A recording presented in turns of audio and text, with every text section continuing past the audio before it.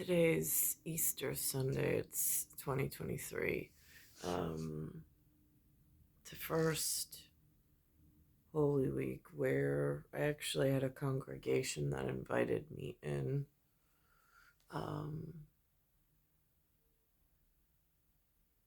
and it was incredibly moving. Um, it was like being invited into almost like a private theater company is what it feels like. I mean, it's they are so talented at their chosen vocation, and it's a spiritual experience just to be among them, honestly. um but for them to open their world and share that world, it's really touching.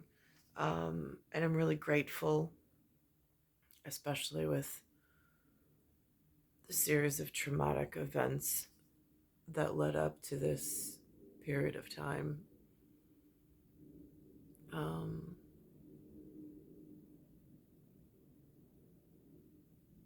so I went to the first Easter vigil that I've ever been to. Um, Today was the service. It was the Easter festival, is what I think they call it, and then an egg hunt on the in the cemetery.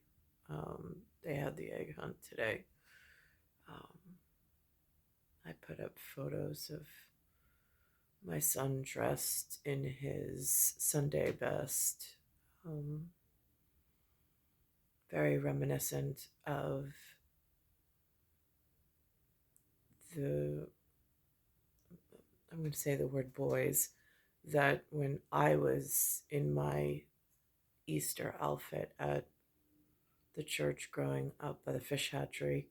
Um, that's the look on the North Shore that they promoted, um, that they looked for, and that was our community. So I kept him in that unified pageantry because that's what I'm comfortable with. And I'm fortunate that my mother was able to provide him the outfit.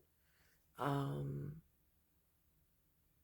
and so while my parents did not accompany me, I took it upon myself to dress my son the way that in my image of where I was safe growing, or where I felt I was safest growing up, and have him carry forward um, my gratitude um, for the opportunity of the nest that looked over the area. Um, so there's that.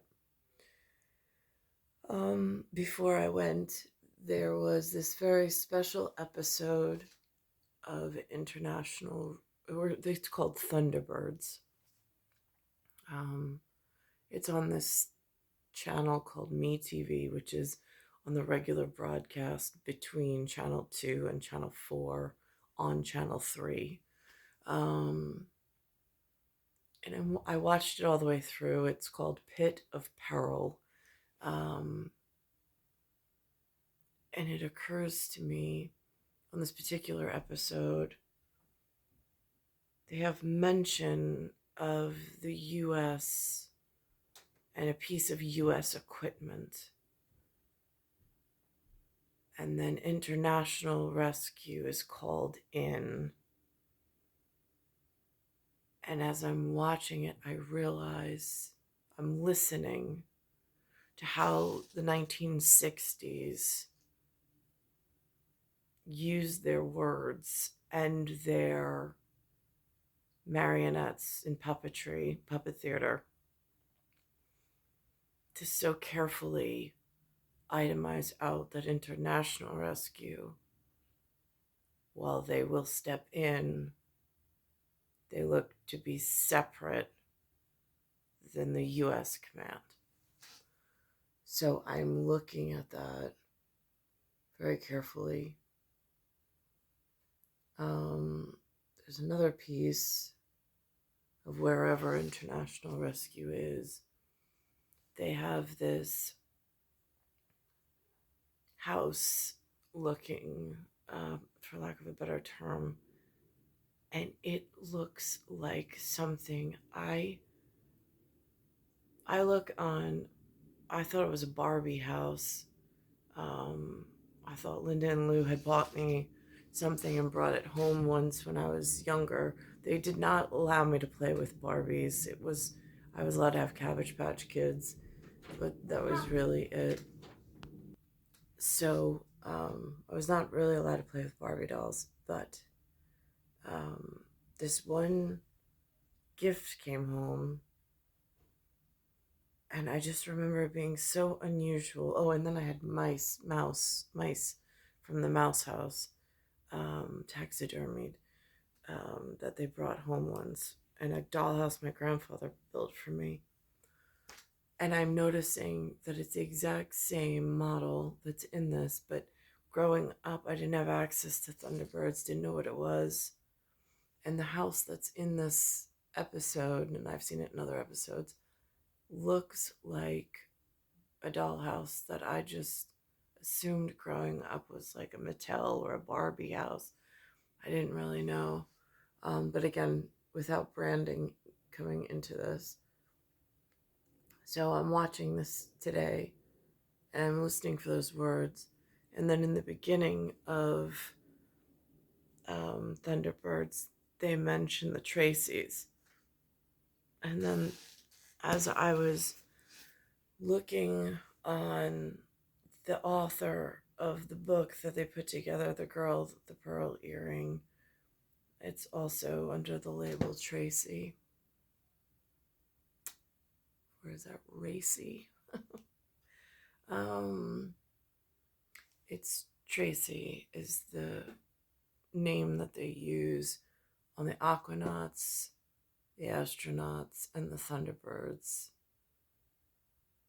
I don't know in relevance, but it also is the author in a very cavalier kind of a way, and that's actually the name of the author that they put. And I have no way of knowing if this is a ghost author, if this is just a divinely inspired human on the face of the earth in the same time frame. I would have no way of knowing these things. So I'm just going off of how sacred geometry and humans in their quantum whatever, in the divine machine of things. I'm noticing just the pattern. So this is what I found this morning. It's on this MeTV. And this just says recovery vehicle. But what it pulls out, and then there's like a small conversation between the two.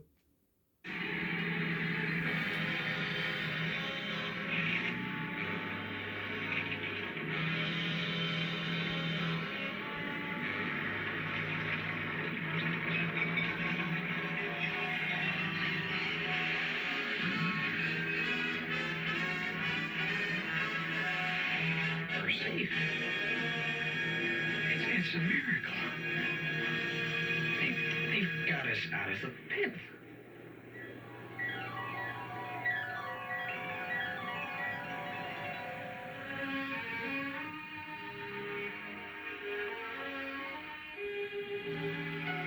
How you doing, fella? Just great, mister. You must be the guy who hauled us out of that pit. Well, one of them. The others are about to leave. I'll never know how to thank you, buddy. You saved our lives. The Colonel's right. I get it. I'm glad we could help. All you've got to do now is get well again. How about the other man? Guess he's out cold. He'll be okay. Mister, guess he'd have liked to have been awake. So I'll say it for him. Thanks. Thanks for all of us. Scott from Thunderbird 2. About to lift off. See you back at base. FAB.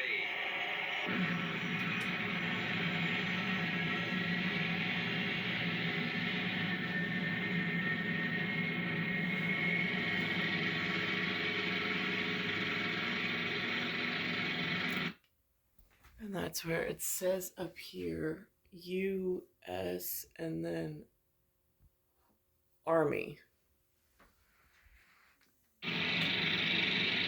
Sidewinders saved and no casualties. What can I do to thank you? All part of the service. But if you want to help, just make sure that no one tracks our aircraft. It is vital that our operation remains a closely guarded secret. That, Scott, is the least we can do. Thanks. Thank you. Boy, what I'd give to have those guys in my force.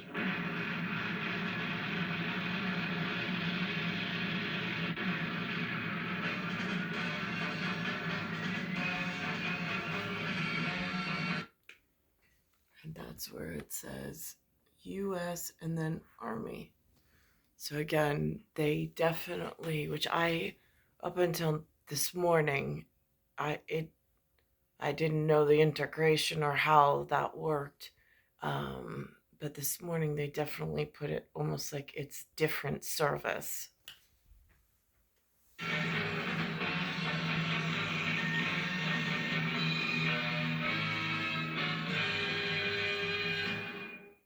Me? So this is what the house looked like. And then it had this pool over here. But I just remember it was such an exotic dollhouse. And I can't remember if it was somewhere Lewis took me that they already had it. And it was a gift to their kid. It's so fuzzy. But I remember it was so unusual. And I knew I wasn't allowed to play with like regular dolls. So the whole thing was unusual. But the artistry in it had built-in rocks. It was unlike any of the other houses that I had seen in the stores because it had rocks and like terrain built into it, and it was, again, I guess now as an adult, it looked like a scale model of something. But back then I thought it was a child's toy. That would be the normal assumption. And it was just so interesting. I'm going to now rewind it back to the very beginning opening credits, where it mentions the different versions of Tracy. So again, in like real world terms, I mean, I've heard in the series of rooms that I was in private school, but at the Long Island, I guess it was private Catholic school. Again, there was, in St. Dominic's, there was a diocese involved.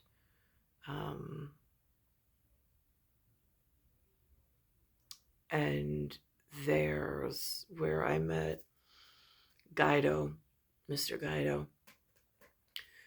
He spoke of,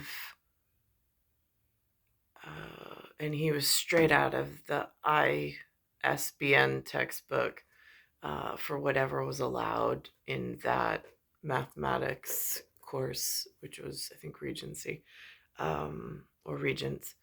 And he spoke of random selection, probability,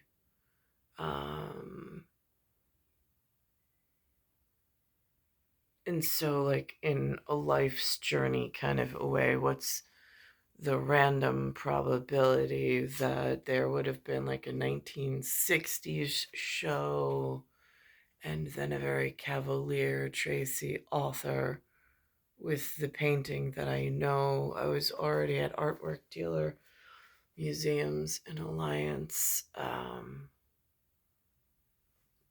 They already said that they knew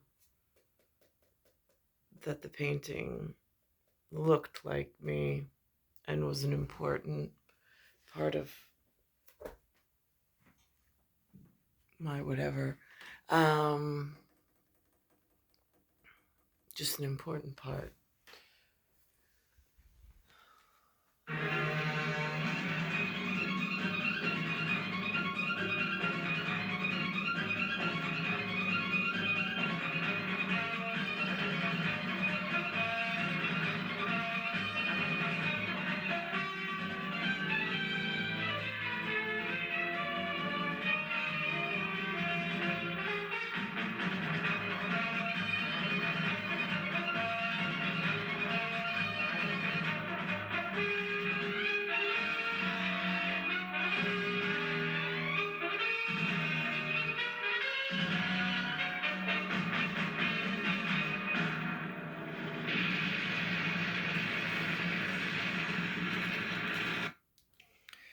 So, whatever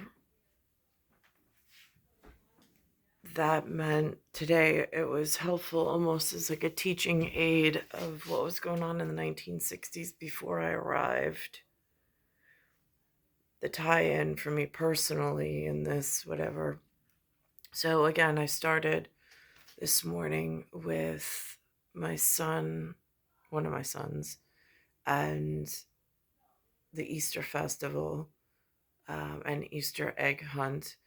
And then my parents and I went to visit my mom's youngest brother, who's in a nursing home at the moment, to bring him family on the holiday. So we drove out there to spend some time with him, family time with him. And then we returned back to the residence, which is where now I'm just kind of piecing this part all back together of what I've discovered in the last few days and how is that relevant to where I am.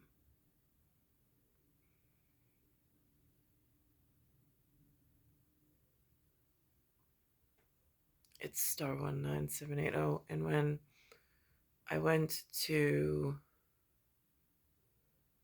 let's just say that when I went to the Intrepid, it was very eye-opening experience. Not only the surrounding area, I stumbled upon a few different pieces that I needed, that I didn't know I needed the last time I was there.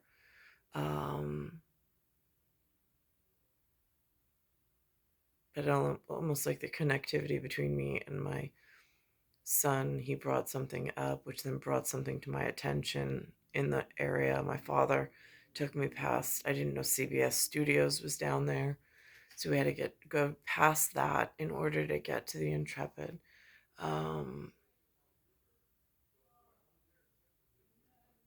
So all of this is just very eye-opening for me, and things that I didn't even know existed or how in close proximity they are.